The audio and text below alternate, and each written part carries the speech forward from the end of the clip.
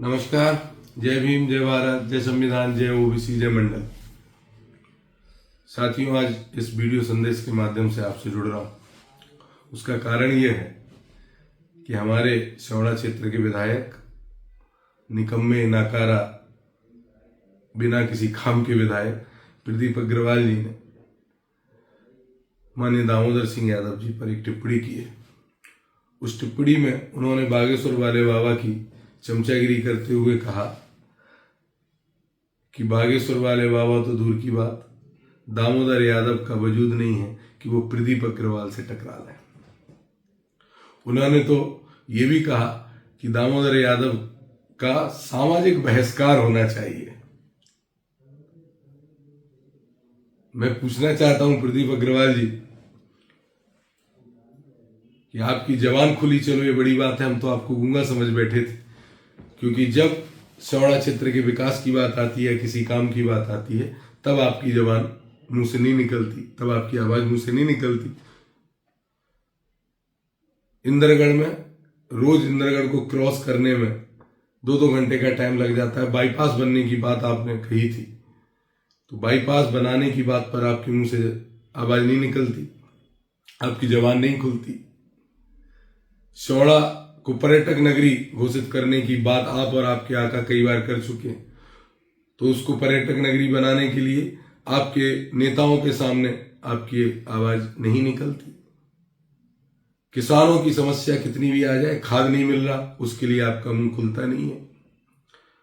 भयंकर बारिश के कारण पूरे क्षेत्र का एक एक किसान की फसल बर्बाद हो गई, उसको मुआवजा मिले, इसके लिए आपके मुंह से आवाज निकलती नहीं है। तो हम तो ये लोग यही समझ बैठे थे कि आप गूंगे हैं। धन्यवाद करता हूं मेरे भाई राजा भैया पाल को कि कम से कम भाई तुमने ये तो इस क्षेत्र की जनता को दिखाया कि प्रदीप अग्रवाल जी की मुंह में जबान है और मुंह से आवाज निकलती है। वो आवाज किसानों के और क्षेत्र की जनता के लिए नहीं निकलती, वो आवाज निकलती है तो चमचागिरी करने के लिए निकलती है, चाहे बागेश्वर वाले बाबा की हो, चाहे किसी और नेता की हो। और वो चमचागिरी स्वाभाविक भी है, क्योंकि विधायक एकमात्र जिले में सत्ताधारी दल के विधायक होने के बाद सिपाही से लेकर कलेक्टर कोई नहीं सुनता, तो अब चमचागिरी का ही रास्ता अपनाना पड़ेगा। प्रदीप अग्रवाल जी, मैं आपसे कहना चाहता हूं, क्या कह रहे हो कि दामोदर यादव का वजूद नहीं, बागेश्वर वाले लायक?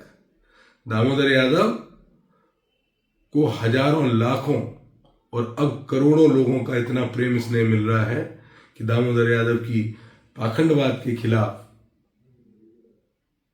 एक आवाज उन्होंने जो उठाई, बागेश्वर वाले बाबा, जिसको आप लोग बाबा कहते हो, धीरेन्द्र शास्त्री, जिन्होंने एक गैर संवैधानिक यात्रा निकाल रहे थे, उसके लिए एक आवाज, उसके खिलाफ एक आवाज उठाई, तो करोड़ों लोगों का समर्थन दामोदर को मिला। उन दामोदर यादव के वजूद की आप अपने आप से तुलना कर रहे हो। एक तरफ आप हो जिनको शौड़ा विधानसभा में कोई माला पहनाने वाला नहीं मिलता, जहां से आप धनबल पर मशीन, ईवीएम मशीनों के सहारे धोखे से चुनाव जीत गए, वहां कोई आपको एक नमस्कार करने वाला नहीं मिलता। दूसरी तरफ वो दामोदर यादव की बात कर रहे हो जिनको चाहने वाले लाखों करोड़ों लोग हैं, जो दतिया से भोपाल से दिल्ली चले जाएं तो उनके समर्थक, उन पर जान देने वाले, उन पर मरने मिटने वाले करोड़ों लोग जगह जगह खड़े होकर उनसे मिलते हैं, मुलाकात करते हैं, स्वागत करते हैं। देखो भाई, चुनाव जीतना हारना अपनी जगह है। चुनाव आप धनबल से जीत लेते हो, चुनाव आप मशीनों से जीत लेते हो, पर चुनाव जीत के विधायक सांसद तो बन सकते हो, नेता नहीं बन सकते। दामोदर की बात करते हो, आपका वजूद क्या केशव से भी टकराने का है, या हमारी टीम के, या हमारे क्षेत्र की जनता के एक भी व्यक्ति से टकराने का आपका वजूद है? आप दामोदर की बात करते हो, आप चुनाव हारने जीतने की बात करते हो। आपका वजूद अगर हम लायक है तो अभी यहां खुलेआम चैलेंज कर रहा हूं, मैं एक आवाज देता हूं, अपने साथियों को आह्वान करता हूं, एक आवाज पर केशव की पर उसको चाहने वाले, उसको प्रेम करने वाले किसान, दलित, पिछड़ा, शोषित, वंचित हजारों लाखों लोग इकट्ठे हो जाते हैं। और जरा तुम आवाज देके देख लो, तुम्हारे बुलाने से कितने लोग आ जाते हैं। और चुनाव हराने की बात करते हो, अरे धोखे से जीते हुए चुनावों पर उछला नहीं जाता विधायक जी। आ जाओ मैदान में, जरा दे दो इस्तीफा, इस्तीफा दे दो और फिर केशव यादव से चुनाव लड़के देख लो, दामोदर यादव मंडल से नहीं। देख लेते हैं तुम्हारा वजूद कितना और केशव का वजूद कितना है। वजूद उस पैसे से नहीं होता जो पैसा पीढ़ियों से किसानों का शोषण करके, डकैतों द्वारा डकैती डलवा करके, फिर उन डकैतों को मार करके लूटे हुए पैसा एकत्रित करके रख लिया, उससे वजूद नहीं बनता। ये लोकतंत्र है, इसमें जनता से वजूद बनता है, आपके चाहने वालों से वजूद बनता है। इसलिए मेरे चाहने वाले कितने हैं, आपके चाहने वाले कितने हैं, एक बार दो इस्तीफा, आ जाओ चुनाव मैदान में, देख लेते हैं, पता चल जाएगा आपको। क्या कह रहे थे कि दामोदर यादव मीडिया में आने के लिए बातें करते हैं। प्रदीप अग्रवाल जी, आप हो सकता है मेरे से उम्र में बड़े हैं, जब आप सोने चांदी में टाका लगाना सीख रहे होगे ना, सोने में तांबा आधा मिला के किसानों को कैसे लूटा जाए ये सीख रहे होगे ना, तब से इस देश की मीडिया और इस देश की जनता दामोदर यादव को प्रेम करती है।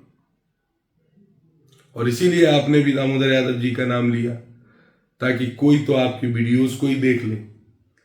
जो आपके 200, 500, 1000 लोग वीडियो देखते हैं, आप भी चाह रहे होगे कि दामोदर यादव का नाम लेने से मेरे वीडियो ही लोग देख लें। पर इस तरह की अनर्गल बातें और बेहुदा बातें करने से कुछ नहीं होता। जाइए क्षेत्र में, जाइए क्षेत्र की जनता की आवाज उठाइए, कुछ काम करिए, नहीं तो आपका वजूद पूरे सवड़ा विधानसभा की जनता जल्दी खत्म कर देगी। ये बात याद रखना। क्या कह रहे थे कि दामोदर यादव का सामाजिक बहिष्कार होना चाहिए। सामाजिक बहिष्कार आज इस लोकतंत्र में बाबा साहब के, अंबेडकर के संविधान के बाद, संविधान बाबा साहब ने दिया, उसके बाद आप क्या कह रहे हो, सामाजिक बहिष्कार दामोदर यादव का। जहां कितनी कमजोर जड़ें हैं आप लोगों की, कितने कमजोर कलेजे के व्यक्ति हो भाई। जहां आपने देखा कि एक पिछड़ा वर्ग का नेता, एक दलित वर्ग का नेता, एक किसान का बेटा, एक दलित शोषित वंचित वर्ग से निकला हुआ आदमी अगर अपने हक अधिकार की लड़ाई लड़ने की बात करता है और स्टैंड लेकर के खड़ा हो जाता है, पाखंडवाद की और बागेश्वर वाले की चूल्हे हिलाने का काम करता है, तो उसके सामाजिक बहिष्कार की बात करते हो। हमें पता है पुरानी सोच है आप लोगों की ये, लेकिन ये सोच अब नहीं चलने वाली। अरे तुम क्या दामोदर यादव का सामाजिक बहिष्कार करोगे? इस क्षेत्र की पूरे विधानसभा की जनता, इस पूरे जिले की जनता, पूरे मध्य प्रदेश की जनता जिसको इतना प्रेम करती हो, उसका सामाजिक बहिष्कार करोगे? प्रदीप अग्रवाल जी देखना, कहीं पूरा सवड़ा विधानसभा, क्योंकि एक ही जगह है जहां लोग आपको पहचानते हैं थोड़ा बहुत, कि आई विधानसभा की जनता ही आपका बहिष्कार ना कर दे। और आपका बहिष्कार होने वाला है, इस बात को ध्यान रखो। क्योंकि ऐसे निकम्मों का, ऐसे नाकाराओं का, जो क्षेत्र की जनता की आवाज नहीं उठा सकते, कोई विकास का कार्य नहीं करा सकते, उनका इस सवड़ा विधानसभा के अंदर कोई काम नहीं है। अगला चुनाव जब लड़ोगे तब क्षेत्र की जनता आपका बहुत बड़ा बहिष्कार करेगी। और अगर यही देखना चाहते तो फिर कह रहा हूं, देख ही लेते हैं कि तुम्हारा बहिष्कार है हमारा बहिष्कार। दो इस्तीफा, आ जाओ चुनाव मैदान में, केशव यादव के सामने चुनाव लड़ो। दामोदर यादव का तो दांत तक तुम नहीं पहुंच सकते। समानता की बात कर रहे थे, क्या कह रहे थे कि सामाजिक समरसता देश की शान है। हाँ, मैं मानता हूं, इस देश की बुनियाद सामाजिक समरसता है, लेकिन सामाजिक समरसता सिर्फ आपकी राजनीति के लिए। कहां चली जाती है आपकी सामाजिक समरसता की सोच? जब यादव समाज के व्यक्ति की चोटी काट करके कथा करने के पीछे इटावा में उस पर मूत्र का छिड़काव किया जाता है। कहां चली जाती है सामाजिक समरसता की सोच? जब भिंड जिले में एक जाटव समाज के हमारे भाई को मनुवादी मानसिकता के जातकवादी लोग अपहरण करके ले जाते हैं और उसको अपना मूत्र पिलाने का काम करते हैं और कहते हैं कि चरणामृत है, पी लो। कहां चली जाती है आपकी सामाजिक समरसता की बात उस समय, जिस समय दबों में हमारे कुशवा समाज के एक भाई को पैर धुला करके मंदिर के अंदर पैरों का पानी पिलाया जाता है? कहां चली जाती है उस सामाजिक समरसता की सोच? जब यूपी में हमारे बघेल समाज की बिटिया को हमारी बहन को, और बुंदेलखंड में कुर्मी समाज की हमारी बहन को कथा करने से रोक दिया जाता है यह कह के कि तुम शूद्र हो। कहां चली जाती है तुम्हारी सामाजिक समरसता की सोच जब 80 साल के बुजुर्ग को लखनऊ के अंदर पेशाब चटाने का काम किया जाता है। कोई तुम्हारी सामाजिक समरसता की सोच नहीं है। तुम्हारी सोच मनुवादी, संविधान विरोधी और सामंतशाही सोच है। इसलिए अग्रवाल जी, ठिकाने पर आओ, नींद से जागो। तुम्हारा वजूद नहीं है दामोदर यादव की बात करने का। जाओ चमचागिरी करो नेताओं की कि कोई तुम्हारी बात सुनने लगे। मुझे पता है इसलिए ज्यादा हड़बड़ा रहे हो क्योंकि रेत के ठेके छिन गए।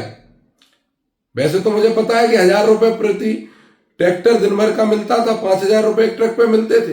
अब शायद मिल नहीं रहे, क्या प्रभारी मंत्री ने छीन लिए? जुए सट्टे के व्यापार बंद हो गए? बंद तो नहीं हुए, चल तो सरासर रहे।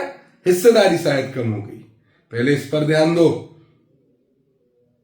ध्यान दो कि शौड़ा विधानसभा में विकास कैसे हो, लोगों का काम कैसे हो, कैसे जन कल्याण, वो आपके बस की नहीं है। इसलिए दामोदर यादव जी जैसे व्यक्ति पर टिप्पणी करने की बात कर रहा हूं।